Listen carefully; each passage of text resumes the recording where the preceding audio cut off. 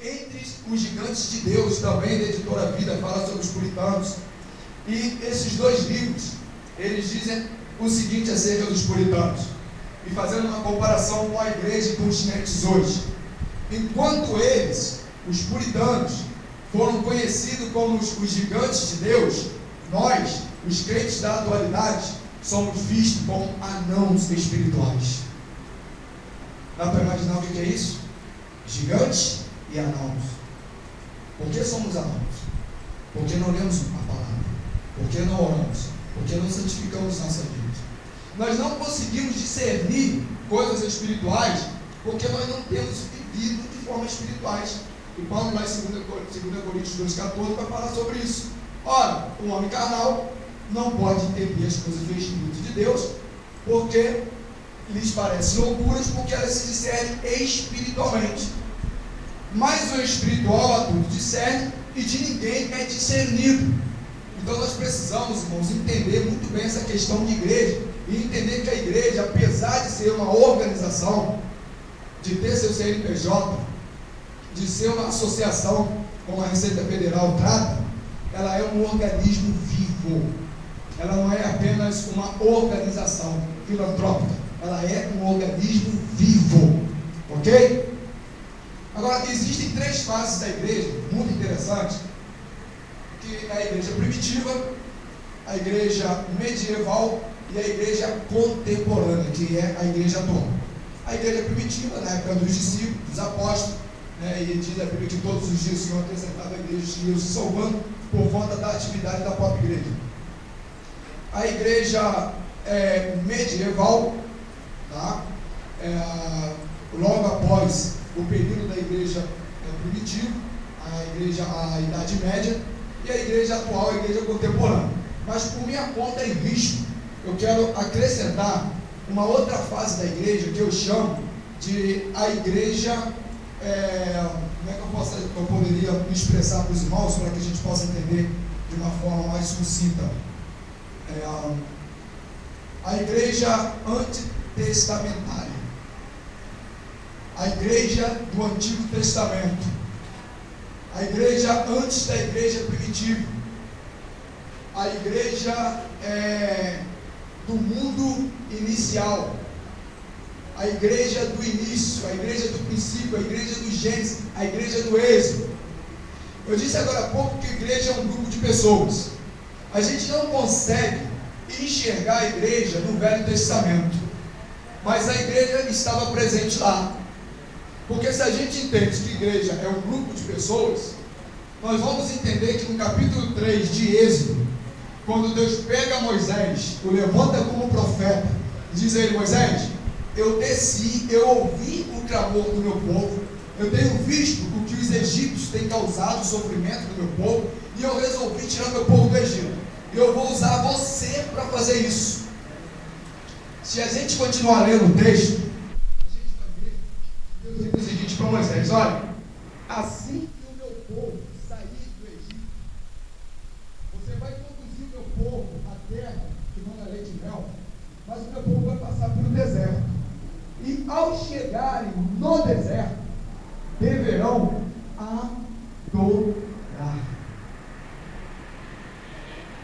Eclesiasticamente falando, a igreja é o quê? Um grupo de pessoas salvas, remidas pelo sangue de Jesus, que se reúnem no local para fazer o quê? Para adorar. E qual foi a ordem que Deus deu a Moisés? O povo, quando saíssem do Egito, chegando no deserto, deveriam adorar.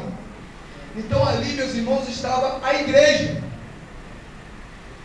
Porque a gente só consegue ver a igreja no Novo Testamento, e depois daquele momento que Jesus, ele decreta a igreja, ele funda a igreja, ele organiza a igreja, mas a igreja se fez presente em todo o Velho e Antigo Testamento. A igreja caminhou no deserto durante 40 anos, irmãos. A igreja do Senhor Jesus foi uma igreja experimentada no sofrimento. Aliás, a igreja, ela existia antes do deserto, no Egito, no sofrimento, como escravo. E aí, meu irmão, eu entendo hoje o porquê que a igreja, no ditado popular que as pessoas usam por aí, comeu o pão que o diabo amassou. Sabe por quê? Porque a obra que Deus tem para com a igreja e através da igreja é muito grande. Uma ocasião disseram assim para mim: pastor, o deserto em que o Senhor tem passado, as lutas que o Senhor tem enfrentado, é porque a obra que Deus tem para fazer através da sua vida é muito grande, e o Senhor tem que passar por esse deserto, porque senão o Senhor não vai amadurecer. Gente, o período que a igreja foi escrava, o período que a igreja esteve sob o domínio de Faraó, ela estava sendo massacrada, mas ela estava sendo lapidada para a grande obra que Deus tinha para fazer através dela. Meu irmão, era a igreja do Senhor Deus que estava lá, mas Deus estava com ela em todo aquele momento, como Deus está com a igreja hoje, irmão. Pode vir perseguição, pode vir luta, pode vir lei, pode vir o que for, mas a igreja de Deus, como disse o Senhor Jesus, as portas do inferno não prevalecerão contra ela. Aí houve um momento que Deus olhou para a sua igreja, olhou para o seu povo e falou: é a hora, já sofreu, agora eu vou tirar do deserto, do Egito, vou levar a terra que manda leite e mel. Mas tinha uma questão: a igreja era imatura. Eu falei sobre maturidade agora há pouco. A igreja não tinha identidade, viveu muitos anos sob o domínio de Faraó, sob o costume egípcio. A igreja não tinha as características de Deus, a igreja não conhecia Deus, mas ela já existia no coração dele, como eu e você já existíamos antes da fundação do mundo, meu irmão. Quando Deus arquitetou, abri um parênteses aqui rapidinho, eu não sou maçom não, viu gente? Está amarrado esse trem. Tomara que ninguém aqui seja, se for pode ver que vai para o inferno se não se converter. A maçonaria, ela só não erra em uma coisa: quando ela diz que Deus é o grande arquiteto do universo. É a única coisa que ela faz de certo, que ela reconhece realmente. Quando Deus arquitetou todo o universo, eu e você já tínhamos sido projetados por Ele, a igreja já tinha sido projetada por Ele. E aí, meu irmão, agora Ele pega a igreja e fala: agora é o momento de eu tirar. Só que a igreja não tinha identidade, a igreja não conhecia Deus, apesar de já existir no coração dele. Aí Deus começa a conduzir a igreja durante 40 anos pelo deserto, para que ela pudesse aprender. Aí Deus levanta dois homens, Moisés e Arão, profeta e sacerdote. Aí Deus determina alguma coisa para a igreja: olha, Moisés, você vai ser minha boca para a minha igreja, eu vou falar com a minha igreja através de você. Aí Deus pega Arão e fala assim: Arão, você vai representar a minha igreja diante de mim.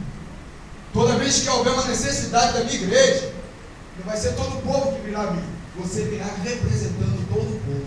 O meu relacionamento com a minha igreja vai ser através de Moisés e através de você. Aí começa o processo da igreja. A igreja sai do Egito, e é interessante que Deus tira a igreja do Egito com uma riqueza tremenda. Eu falei aqui naquela ministração da ceia, do dízimos e ofertas. Deus pega a igreja e fala: bom, essa igreja agora, ela vai precisar investir, ela vai precisar de dinheiro, trazendo para a nossa linguagem atual. Aí as mulheres pedem vasilhas, ouro, incenso, mirra, prata, as mulheres egípcias dão, e a igreja sai.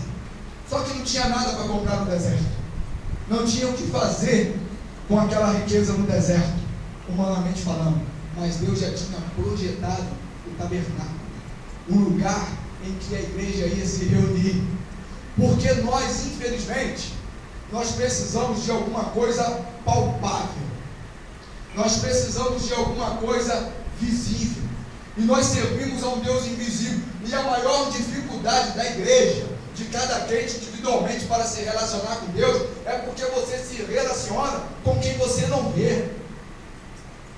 Eu consigo sentar com o meu irmão e bater um papo com ele 2, 3, 4, 5, 6 horas, o dia inteiro, porque eu o vejo, ele me vê, eu o ouço, ele me ouve. Mas quando eu me dirijo ao meu Deus, eu não o vejo, eu não o ouço como vocês estão me ouvindo. E aí a dificuldade que nós temos, aí entra a fé. Você precisa ter fé para acreditar. E o escritor aos Hebreus vai dizer o seguinte: olha, sem fé é impossível agradar a Deus. E aí, meu irmão, como igreja, você precisa ter um outro conceito de Deus. Deus não é invisível.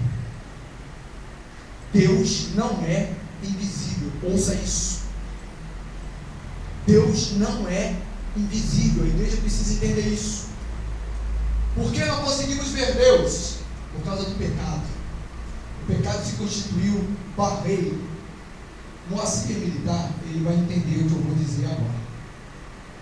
Existe um instrumento chamado infravermelho, muito usado pelas forças militares. Meu irmão, presta atenção. Sabe por que você não está vendo?